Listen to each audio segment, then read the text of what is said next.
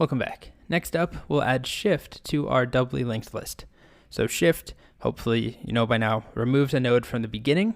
No shame if you don't. I always mix them up. Shift and unshift and push. Well, push and pop are easy. Shift and unshift, I always manage to think that unshift is shift and shift is unshift. I should know that by now. But shift removes the node from the beginning of a list. And if we go back to our singly linked list example, to remove from the beginning, it's pretty easy. We just take the current head, we find its .next, and make that the new head. And then we take this .next and make it null. Make it null. We set it to null. And then we return that old head. And we're done. With the doubly linked list, it's pretty much the same, except we have an extra linkage. If we remove from the beginning, let me pause this. All that we do is find the current head, and then we find the .next, and we make that the new head. Then we have to set this .previous to null and this old head .next to null.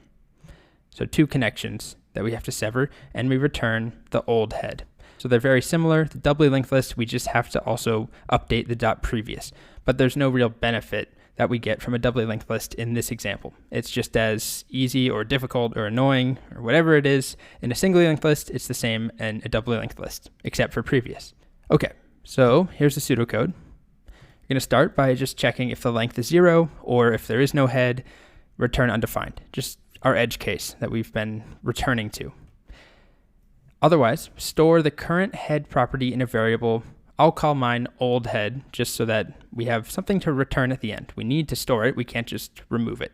We have another special case. If the length is 1 and you remove the last item, we need to set the head to be null and the tail to be null.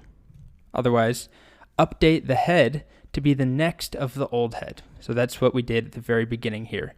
So we have, this is the old head. We're going to move it, the head reference, to be old head.next, which is just moving a little reference, a pointer like that. So do that, and then set the head's previous property to null, meaning the new head's previous property to null, and then set the old head's next to null. So that's severing these bonds right here. And then finally, decrement the length and return the old head. So give that a shot. Like I said, it's basically the same as doing it on a singly linked list, except we have to pay attention to previous. So there's no real benefit of a doubly linked list in this scenario. Okay, next up, I'll have a solution.